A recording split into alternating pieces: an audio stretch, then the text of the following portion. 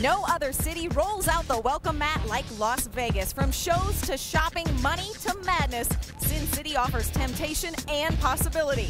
But away from these bright lights sits a jackpot all its own. Slot machines are ringing as we speak, but just 20 miles north of the Vegas Strip sits the desert's biggest slot machine. With every turn, another chance for drivers to walk away with a huge payday. Viva Las Vegas! You are about to be set up.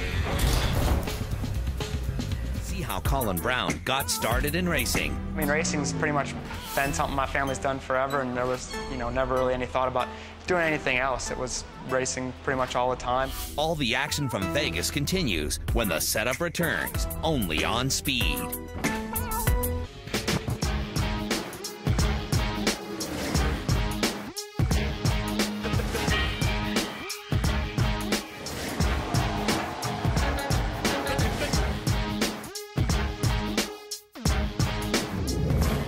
Warm temperatures and clear skies, the sun beginning to set. Perfect night for racing in Las Vegas. In this city, beginner's luck is a term that's used often. Colin Braun is leading our rookie class. He is trying to follow in the footsteps of guys like Carl Edwards, Kurt Busch, Greg Biffle, former Roush drivers who won Truck Series Rookie of the Year.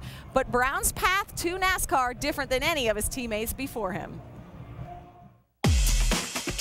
Contending for Rookie of the Year honors in the #6 Roush Fenway Ford is 19-year-old Colin Braun.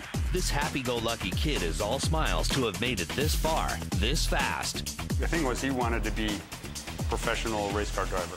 It dawned on him about the time he was 14 or 15 that he understood the concept of a job and making a living. It's like, oh, okay, well. Then he understood that you could actually make a living being a race car driver, and then it's like, that's what I want to do. Braun has been a professional race car driver for over a decade and has been a household name in road racing. Things aren't looking too harsh for this young man, though. Crone Racing's Colin Braun, 15 seconds out in front of Jan Magnussen. But Braun was never alone. He always had his father to lean on. Well, obviously my dad, got me into the sport. He could be blamed for all that, but he's, helped me out quite a bit, that's for sure. Not only financially getting me going in go-karting and the open wheel cars, but just the experience that he has is certainly helped me out a lot. Being an engineer, he's got so much, I guess, broad experience, not only dealing with drivers, but dealing with mechanics. Got so much knowledge about racing in general that's been a huge help for me. Originally, he wanted to go Formula One, which would make sense because he was in road racing, and that's kind of where you would think it would go, but competition. Like he said, at that point in his career, where the best drivers were, the hardest racing, the most intense competition was stock cars. In 2007, Jack Roush signed Braun to a contract, paired him up with veteran crew chief Mike Beam, and aligned him with a network of Roush Fenway drivers. Mike has so much experience, and he's been doing this for so long.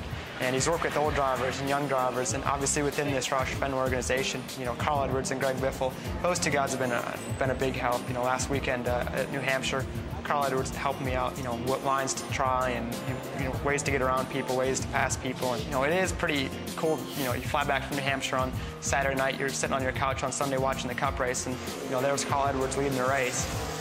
I think every parent hopes that their kids can do what they really love to do, what they find a passion for. If there is a future in racing for him, he certainly couldn't be in a better spot to achieve that. Now it's just how well he can do, how well the team can do, and now we're just spectators. And tonight, Colin Braun making his career best start in the Truck Series on the outside of row one. But I want to talk about your career best finish, third earlier this year at Kansas. That also a mile-and-a-half racetrack. Can you bring anything from there to here at Las Vegas? Well, I think so. These guys all do a great job back at the shop working their butts off, and we got great power here from Roush Yates Engines. Those guys have been doing a great job, and this track's pretty similar to Kansas, I think. Obviously, mile-and-a-half racetrack. Would have been nice to sit on the pole with this #6 Conway Freight Ford F-150 truck, but we were darn close, and hopefully we can get one here before the year's up. But I think we're gonna have a good race truck tonight. This exact same truck won this race a year ago here, so we're hoping it'll do the same thing tonight. And Travis Quapple behind the wheel when it went to victory lane last season.